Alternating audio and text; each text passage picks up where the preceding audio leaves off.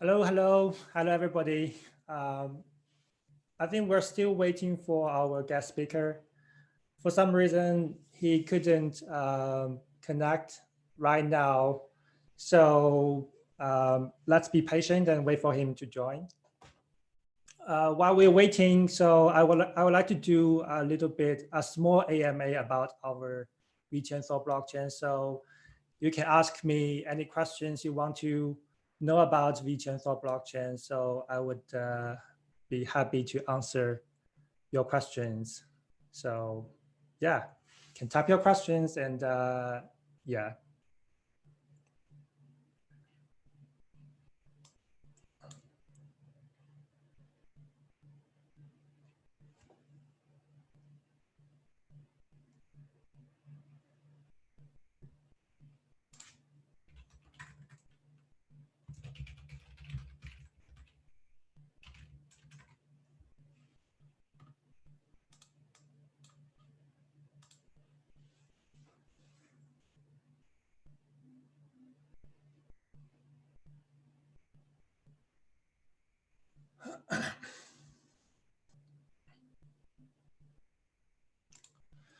Okay, so Yanis Ducati asked, will the identity of master nodes be revealed?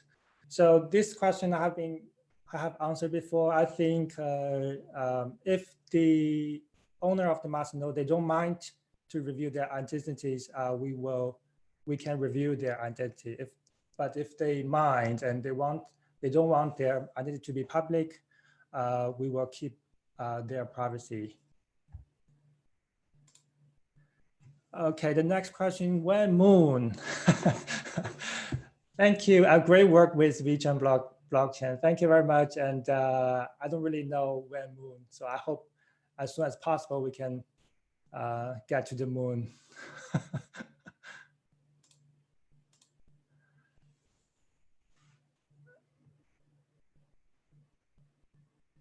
What is the quickest someone has gone from signing a contract to production usage? I don't really understand these questions. So let's see the next question. Is there any partnership between VeChain and Coca-Cola? Well, we have a PR policy. I'm not going to talk about any partnership with any companies we haven't announced. So sorry, I can't answer this question. Just a joke. You really don't have to say next week. Oops, did I say next week? Oops.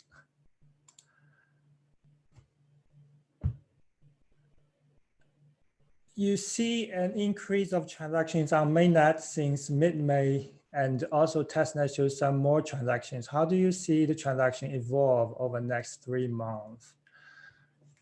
I would say with our partnership with big enterprises, the number of transactions were certainly going up. That is my expectation. But I'm not the I cannot really predict the real number, but I guess it's going up certainly during the whole year. I think so. Can you give a general comment on real items? I think that it's a great company. They're building. Oh, we have Kenneth there. Hello, Kenneth. Hello.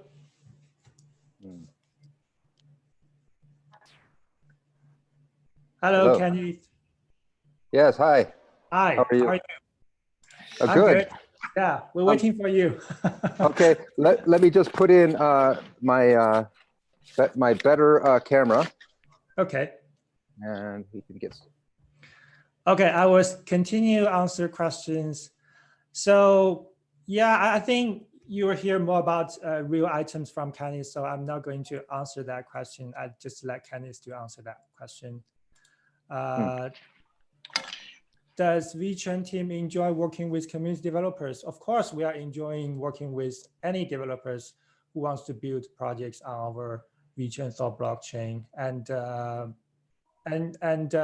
Yeah, our technical team are very ready to support you guys if you want to build something on our blockchain.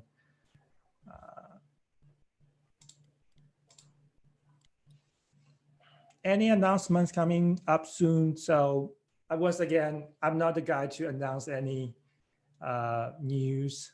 So just wait for our official Twitter account or the other media to announce any coming news.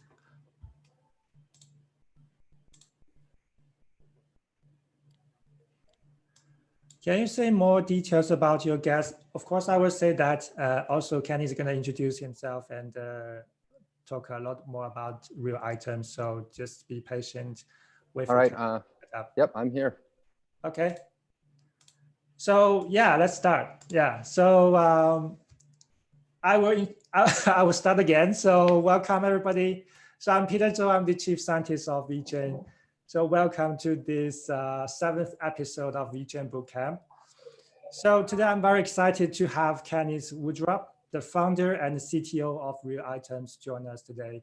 So welcome, Kenneth. Thank you. So yeah, Kenneth and his team have been using our VeChainThor blockchain for about 1 year's time, right? And yeah, that's correct. Yep. Yeah, and he's going to share with us his experiences and stories of developing applications on VeChainThor. And he's also going to tell us why VeChainThor is his choice of public blockchain. So let's get started. So Kenneth, would you like to first tell us a little bit more about yourself and Real Items? We will have, I already have a lot of audience want to know more about you and Real Items. Okay. I do have a slide deck that we could look at as well. If that would kind of an outline of how it will go. Let me just share that. Should I share my screen? Sure. All right.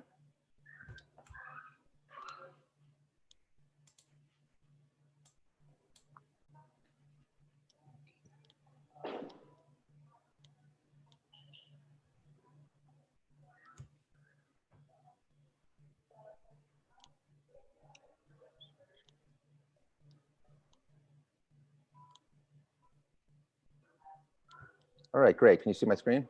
Yes, I can see the screen. Excellent, excellent. All right.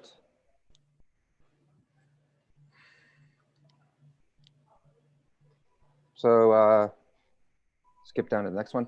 Hi, my name is Ken Woodruff, and I'm the co-founder and CTO of Real Items. There's a link to our website. And I basically have been around Silicon Valley for a while. I have 20 years experience as a software engineer in Silicon Valley. And most recently, I work at Adobe on the digital marketing managed services team. And I have a background in software development, DevOps, and security. And I quit Adobe about 1.5 years ago because I wanted to pursue blockchain, and I didn't see any way to do that continuing to work at that company. So I sort of struck out on my own, and I met my co-founder, David Menard, at a blockchain event in San Francisco, and we realized we had a very similar vision, sort of a convergence of vision, and we decided to join up and start our company.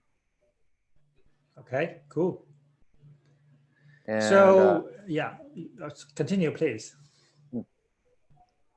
So yeah, we had a vision. Basically, we both had came to the same conclusion that blockchain immutability allows a software developer or us to create a digital identity for anything out there that requires, it can have a digital identity. It could be a physical object. It could be a digital object. It could be a piece of information, pretty much anything. And this is the core concept from which all Real Items products are built.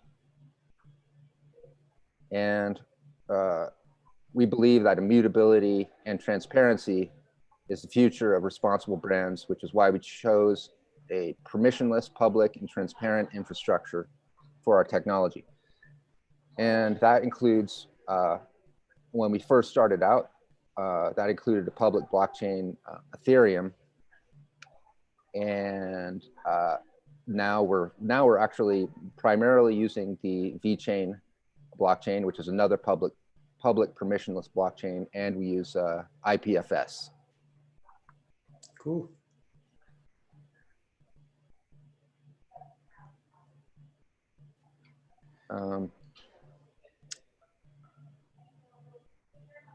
So a little bit about our company before we get into the VeChain part of it. So we have a set of specific goals, and to condense them down into four goals. They are: we want to bring transparency and authenticity to the forefront of consumerism. We want to solidify trust between the brands and the customers. And we want to establish a direct line of communication between brands and its customers. Meaning a lot of brands don't really have any knowledge of who's purchasing their products. They don't know anything about them. They don't know where they are. They don't have any demographic information, and they never hear from them again. They just sort of put their products out into the ether and hope that somebody will buy, that person will become a repeat customer. And what we are trying to do is use, sort of draw the customers in to an ecosystem where they can actually interact with the product and become familiar with it, and have communication with it, with the brand itself, and maybe even have input into future features of that particular brand. And another thing that we aim to provide to our brands is to give them access to advanced analytics on the user and product behavior.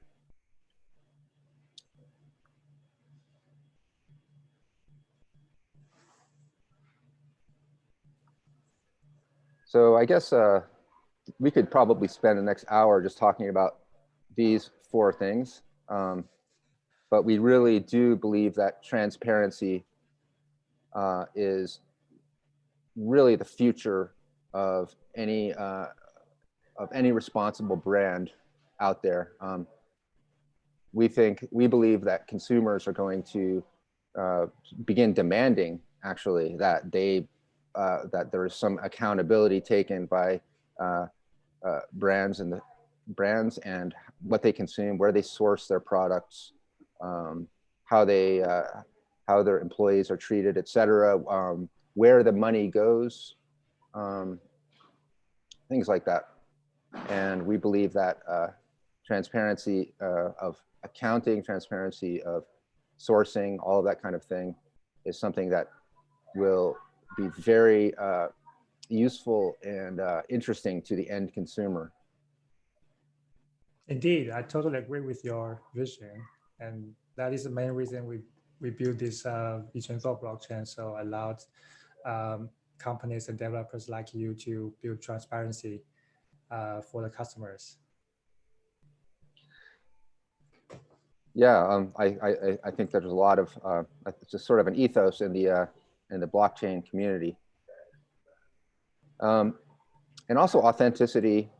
There's a huge problem with counterfeiting that we believe we help address, and it's not in the West. It's not as well known, but when talk about counterfeiting to people in other countries like Asia, anywhere in Asia, people really understand that there's a huge problem with counterfeiting, and brands are very aware of the fact that the counterfeits are eating into their profit margin. And in the United States, people are aware of it, but they don't really, they're not as concerned. Smaller brands are aware of the problem, but they're not really aware that there is a solution. And that's something we're trying to solve. Okay, cool.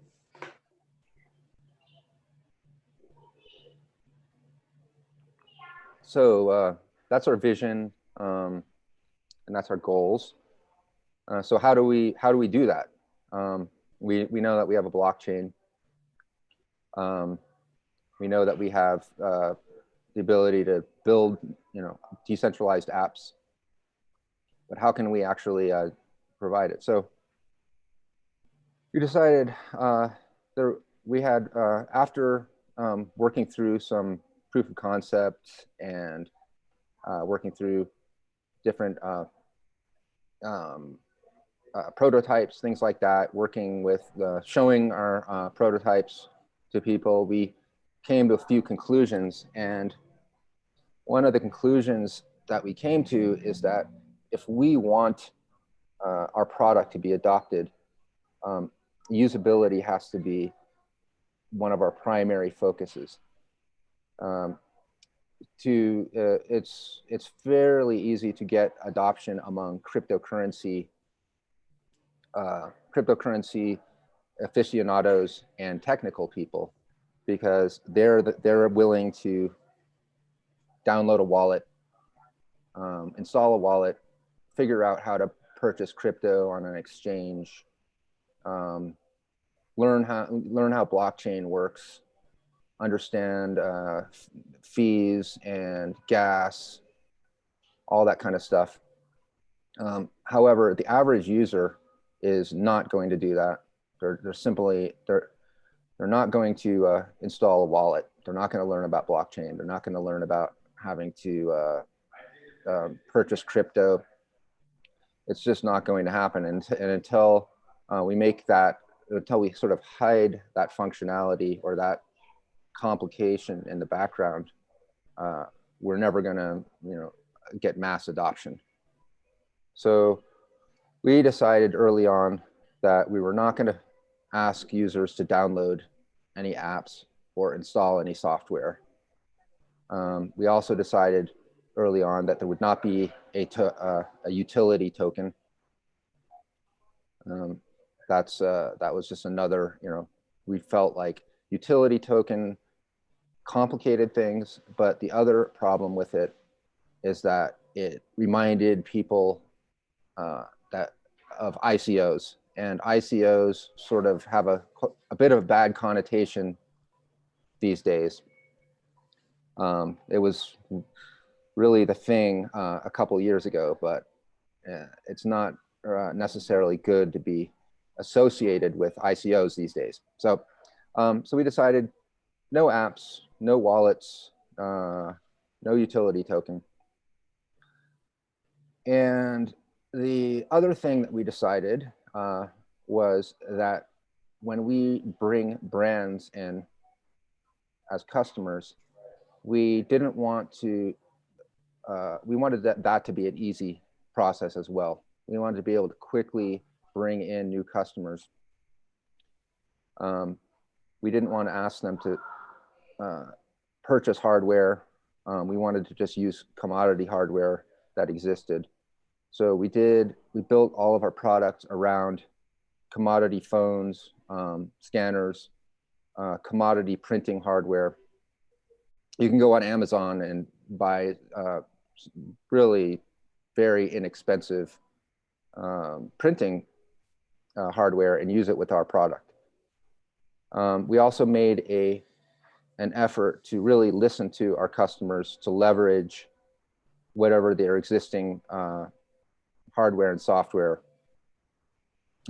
they're using, and make an attempt to integrate.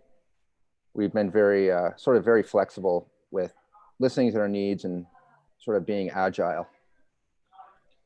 We're a very small company, and so we don't have a lot of resources to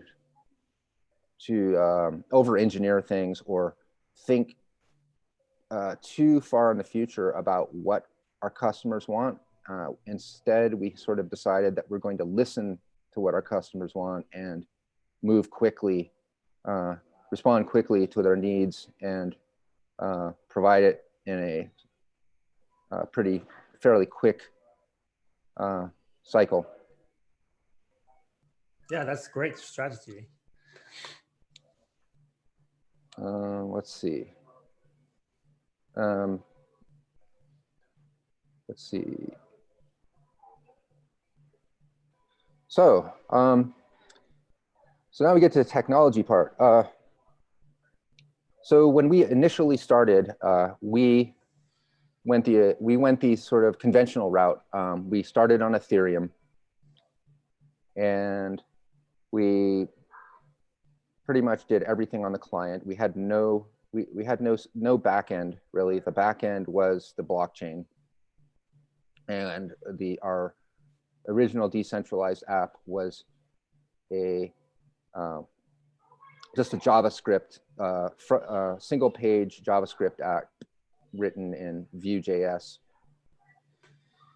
and everything. And it was very interesting. It worked. We used Web3, we used JavaScript, Ethereum, and we managed to get our product working.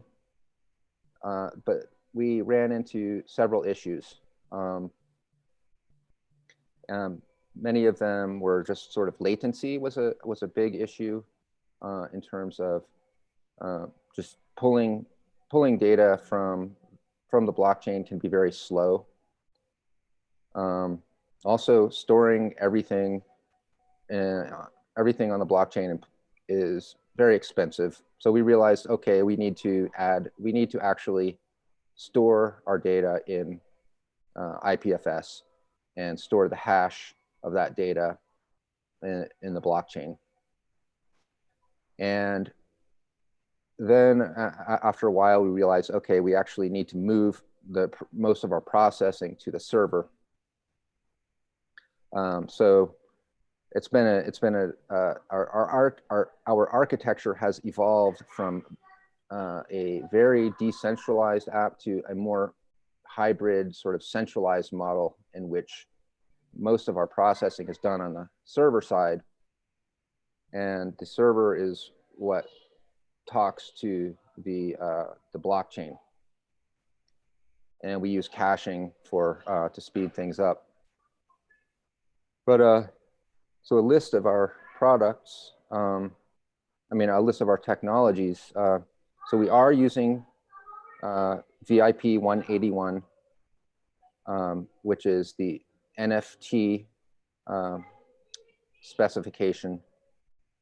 And those of you familiar with Ethereum, that is the ERC 721 spec, and they're exactly the same. It's non-fungible token. We prefer to call them non-fungible records because the connotations of token, using the word token tends to be confusing to new adopters. They don't really, they associate the word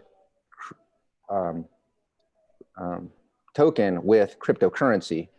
And we believe that non-fungible record is actually a record, not an actual piece of exchangeable currency. So we've sort of changed that a little bit, and it's easier to explain to people who don't understand anything about blockchain or decentralization. Let's see. We've also integrated with Shopify. We have an authentic marketplace that we have running now. You can go to it. You can buy things. on it. We created it sort of as a proof of concept, and also as to showcase our Shopify plugin, which is going to soon be available to Shopify shop owners. Well, you can actually go to our site and purchase an item on Shopify, and that item will automatically be created as an item, as a non-fungible record on the VeChain blockchain. And when you get that item in the mail, it will come with a QR code and a PIN, and you can scan that QR code, and it will bring you, you can scan the QR code with your your phone's native camera. You don't need any special camera or an app. You just open up your phone, take out your phone, open up your camera, scan it, and it will open up the single page app. And at that point, you can type in the PIN that is that came with the QR code, and that will verify that this is indeed the product that you have purchased, and it's not a fake. And at that point, you can decide how much you want to how much further you want to go. At that point, you can register for real items, and you can add that item to your closet. We call it a closet, and you can have as many items as you want in that closet. We're also working currently on a WeChat a mini app. So we're trying to provide our services to WeChat users. We also are integrating with HubSpot. We want to provide brands with the ability to do targeted email campaigns. Another thing that we do is we integrate with legacy ERMs. So if a company already has a supply chain set up, they can integrate with our product fairly easily. We're agnostic. We're not trying to create our own ERM. We're simply trying to build upon the ERMs that customers already have.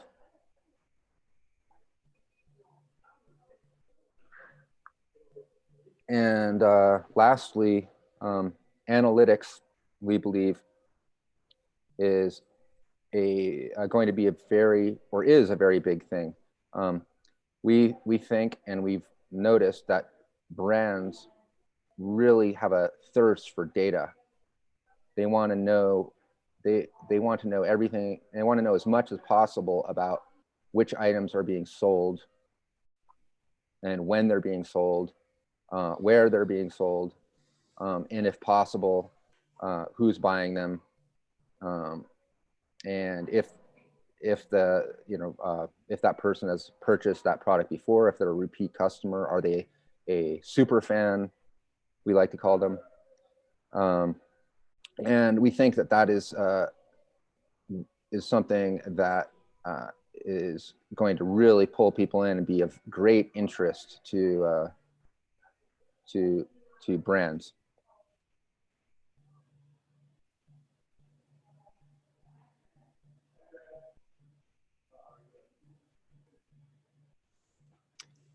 So I was going to just show the scanning process just so people have an idea of how it actually works. So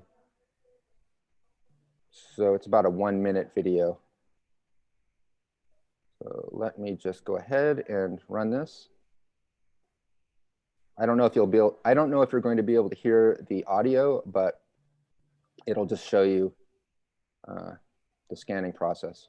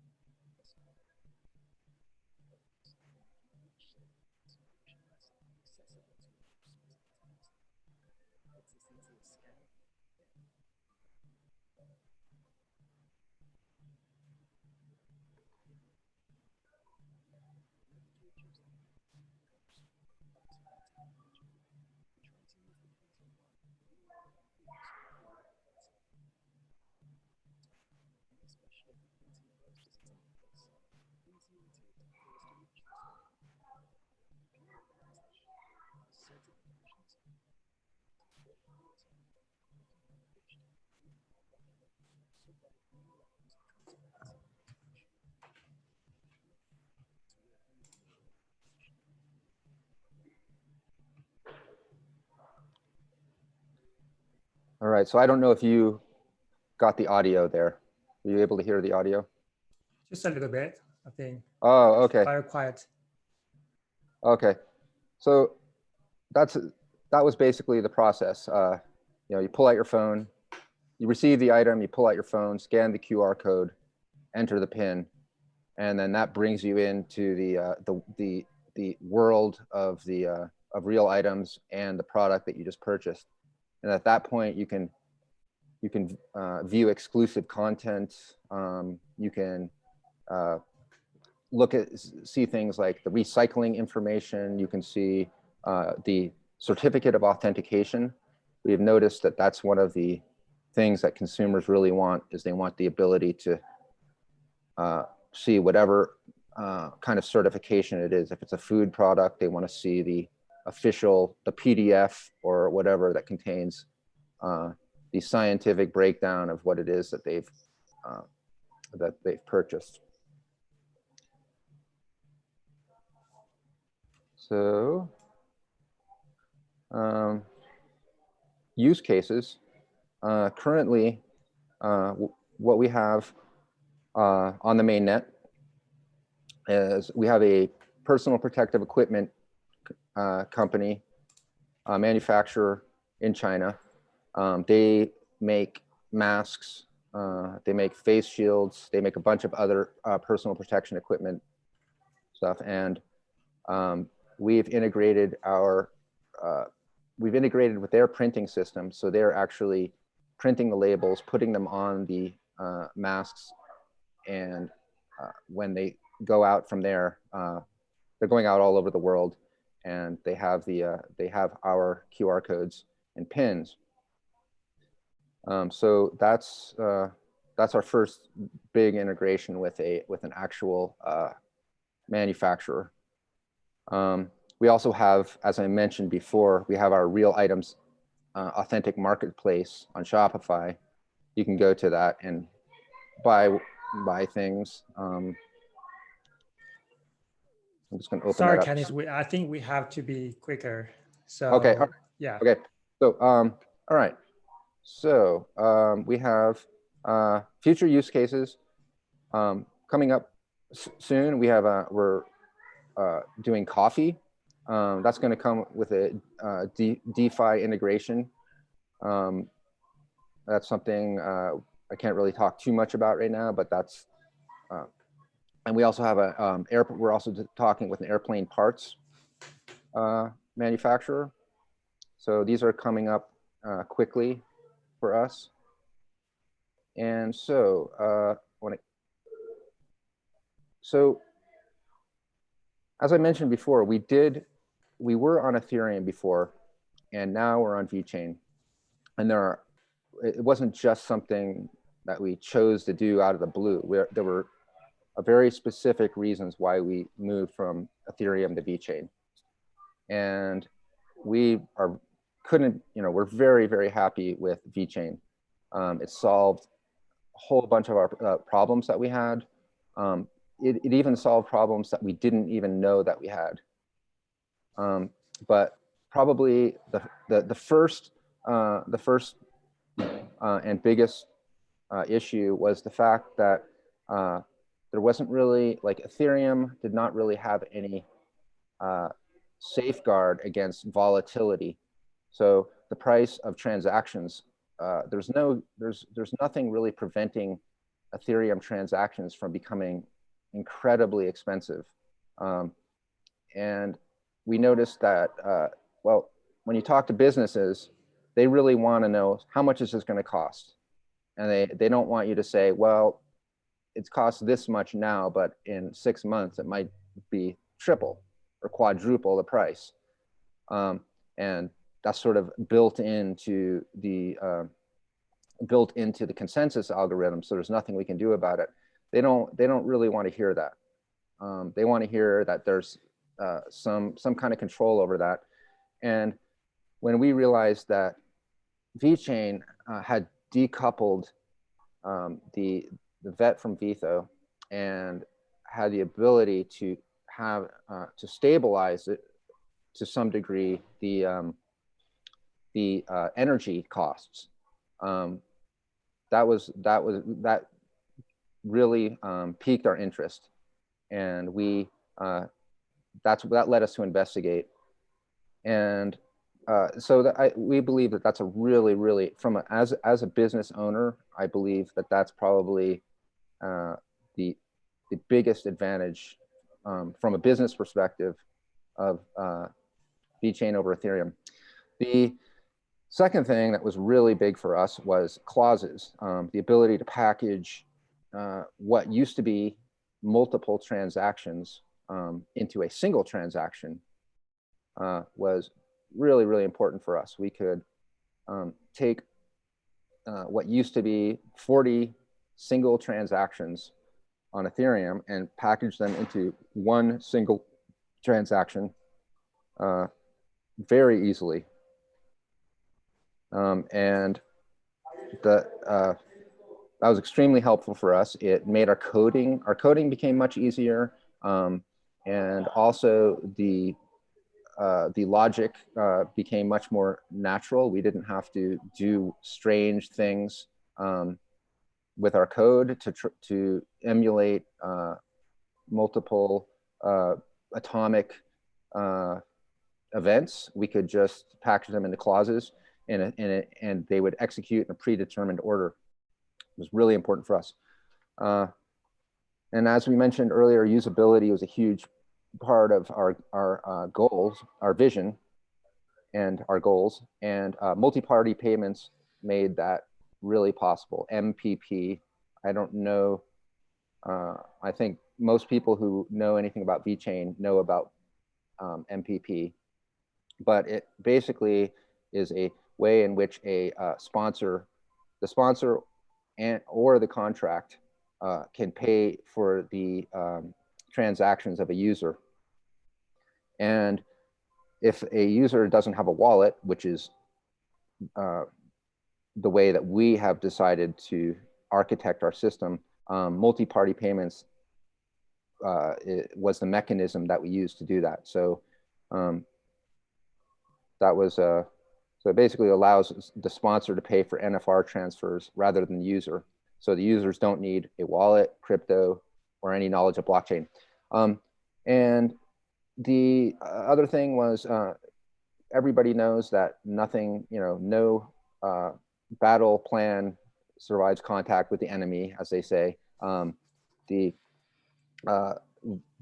will be problems, and the fact that VeChain uses proof of authority and only has 101 authority nodes allows for quicker hardware and software upgrades if needed. So if there is a big problem with VeChain, we feel that VeChain is very well positioned to address that problem and bring the benefits to the users, whereas we notice and we believe that Ethereum is much slower to fix big problems.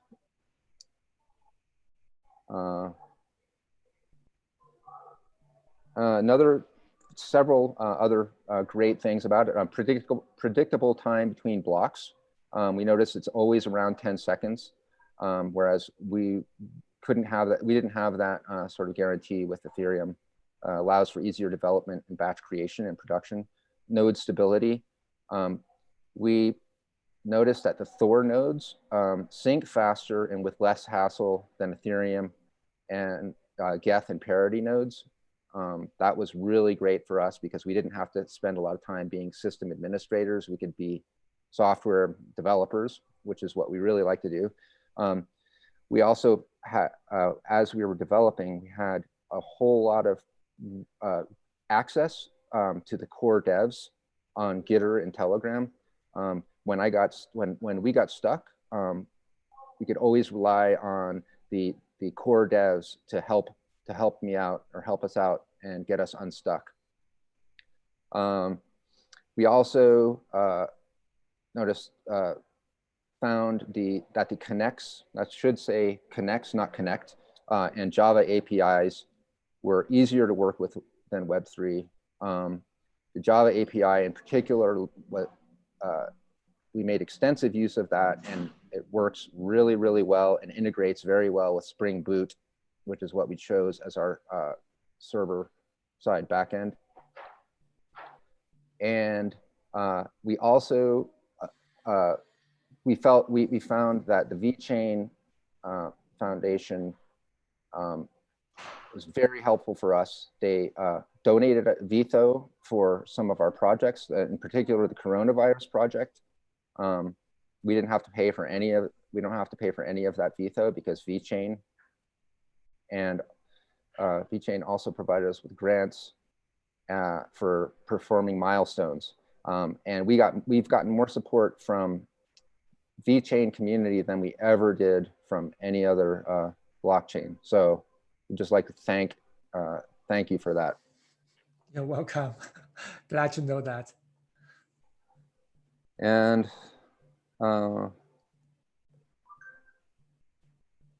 in terms of real items, we're moving into DeFi space a little bit, and we're working on a WooCommerce plugin, and as I mentioned before, the WeChat mini app. And that's pretty much it. Well, thank you, Kenneth, for sharing. I'm glad to hear that the main feature of VeChainThor blockchain really help you out to build your business and applications. I think there are questions from our audience you can take a look at, and okay. People want to know, yeah, you can look at the questions and see if there are any questions you can answer. I will also look at the questions. If it is about VeChain, I will answer question. I will answer those questions.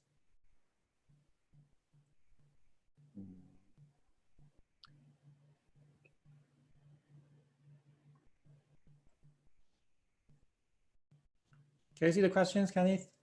Yeah, so the first one is from Kenny. Hi, can you explain to me how the VeChain token is used in the blockchain regarding following products during the journey they make from manufacturer to customer? Okay, let's see. So I think that that question is sort of asking, how do we use our NFTs or NFRs? How is the NFR used? So the NFR, so from the real items perspective, and the NFR is basically associated with a QR code and a PIN. And if someone wants to view that particular item, they would just scan the QR code. Now, in terms of the journey, the journey sort of starts at the manufacturer and ends at the consumer. At this point, that is the journey.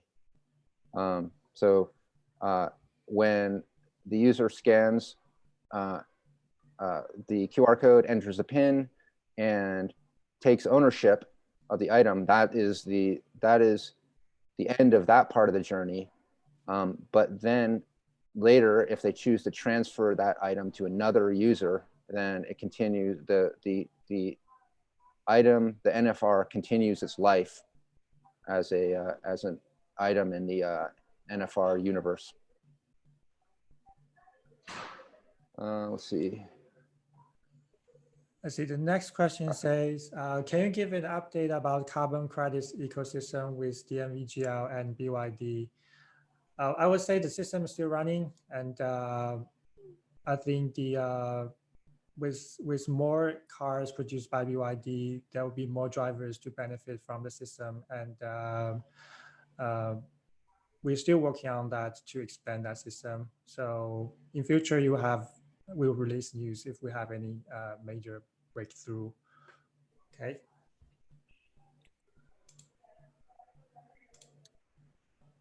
Let's see. What is the average time frame? What is the average time frame for implementation of the VeChainThor blockchain? I'm not really sure. Not really sure what that question means. Do you understand that one? Peter?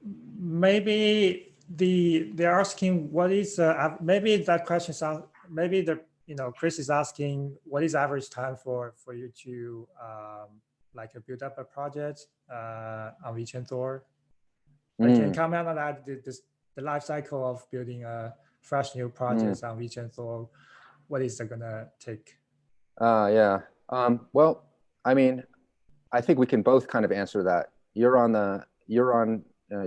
worked on several projects built on the core of VeChain, and so have I. I think it really depends on the size of the project. So it's a hard one to answer. I mean, for us, just building the basic product that we've done, it's taken us about a year to do it as a small team. I think a larger team could probably do it faster, do things faster, but it really depends on how ambitious your project is. So, yep, that's okay. Yep. So next question, how could VeChain network transactions theoretically scale to? I think I have explained this question I have sort of answered this question in my in the last episode of VeChain Bootcamp. So theoretically, our network, VeChain network, can achieve optimal scalability. But the real TPS number, the real number depends on the network and really depends on the network and the nodes running, the conditions of those nodes in the blockchain network. So it depends on these factors. Okay. Okay. Neil asks, I noticed that real items were also part of the Origin Trail Trace Alliance. Have you looked at this previously as a possible solution? What was it exactly that gave you the steer towards VeChainThor? So yes, we had previously looked at that as a possible solution. What was it that gave us made us steer towards VeChain? I think I described a little bit of that earlier, but I've also written a couple of Medium articles about that got into the real details of why we switched from Ethereum to VeChain.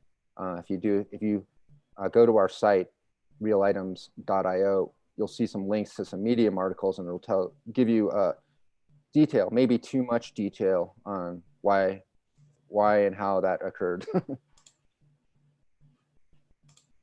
Okay. So how can we build a company with VeChain Tech in Barcelona? Who should we contact? I think you can build a company with VeChain Tech everywhere in the world. And I think we have some emails. You can drop us an email if you have any technical questions. And yeah, if you want support from VeChain Foundation, you can also send an email to us. So we will respond.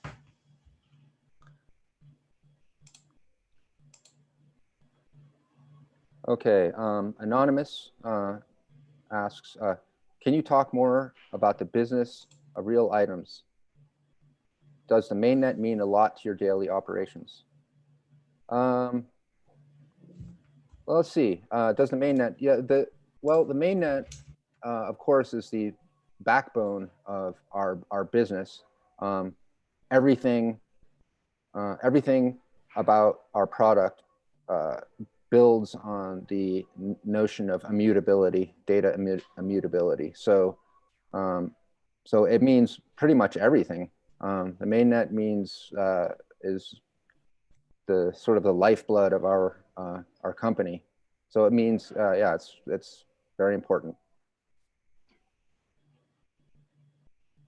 Let's see the next one from Anonymous. Any comments on working with VeChain core developers? Do you think it's a good idea to build a decentralized project on POA blockchain? Okay. So my comments about working with the VeChain core developers is very positive.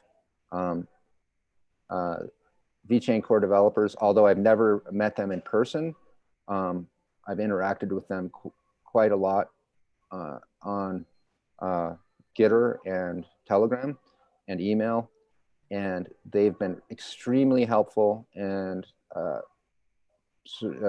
essential in our success. So I have nothing but good things to say about the VeChainThor developers. And do I think it's a good idea to build a decentralized project on a POA blockchain? The answer to that is absolutely. I think there are purists out there who believe that a proof of work is the only viable solution or the only true decentralized consensus algorithm. I don't believe that. I think that POA is actually a really excellent consensus algorithm, and it's getting better all the time. It's evolving. So yes, the answer is I do think it's a good idea.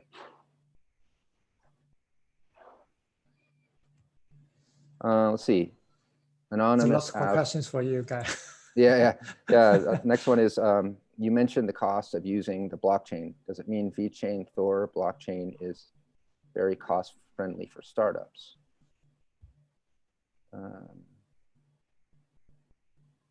Hold a second. So VeChainThor blockchain, well, it is very cost friendly because there's a test net, and so you don't have to really spend anything to work on the test net. It's completely free and permission, public. So that's pretty good.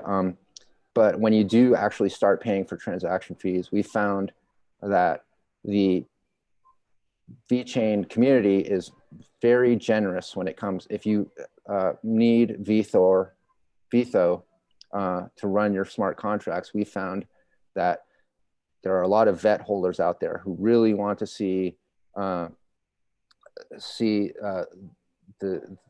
community succeed, and they're very willing to donate their VeTho to your project if they see the promise in it. So I think that yes, it's very cost friendly. You'll find a lot more. You'll find a lot of support here. We've gotten a lot of support, and I think that other people would too.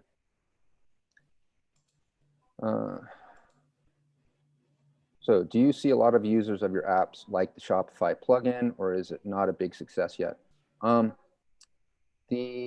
Currently, we have seen some success with it.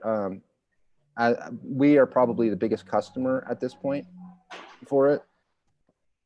However, we're continuing to iterate on that, and it's going to be a really big part of everything that we do. We're going to release. We haven't actually released it yet as a full-fledged product. Where we've chosen a few pilot shops to initially run with it, and we're going to iterate with them before we release it to the general public. Next one. How many transactions per day do you anticipate on Real Items by the end of 2021? So that's an interesting one. When it comes to transactions, I almost feel like clauses is a better metric than transactions. So that's a really difficult one. I don't know if I could really give a number on that. I could say that a lot more. The answer to that is a lot more than we have now. Probably, 100, anywhere from 100 to 1,000 times more transactions by the end of 2021. Can you tell our audience how many clauses you have now, so they can have some ideas? I believe it's about 300,000.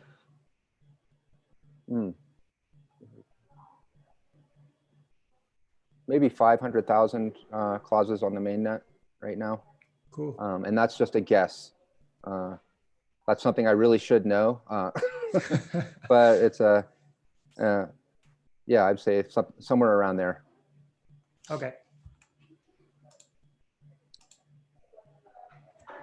That one's for you, I believe. Which one? Can we get the presentation Ken gave? Can you share the presentation to the audience? The next question. You could, are you recording it?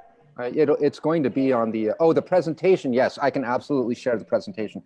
If you go to our website, realitems.io, you will find a link.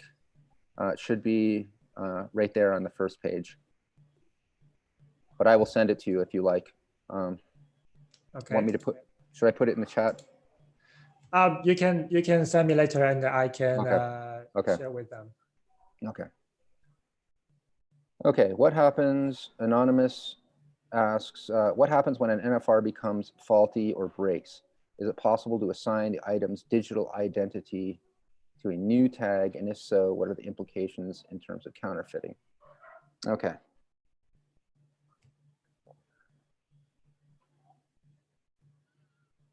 So I guess that means what you're asking is what happens when the physical item becomes faulty or breaks?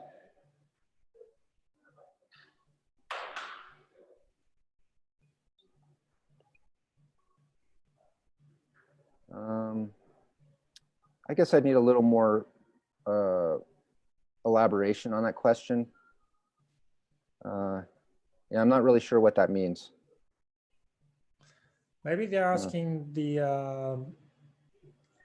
I don't, yeah, maybe they're asking there if there any problem, anything wrong with the NFR.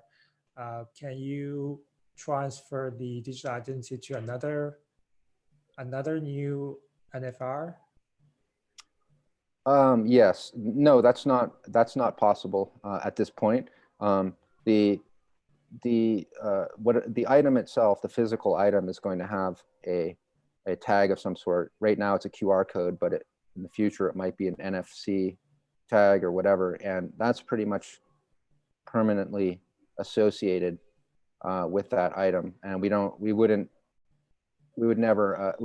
create a new one, but I don't think that we would ever transfer from one to the other. Okay. And I guess in terms of the counterfeiting, what are the implications? The fact that someone has, if someone gets the original item, scans it, validates the PIN, and takes ownership of it, at that point it's burned. You cannot transfer the tag to another item because it's already used. So that's where the two-factor authentication comes in. Okay, so I think we're going to answer the last questions.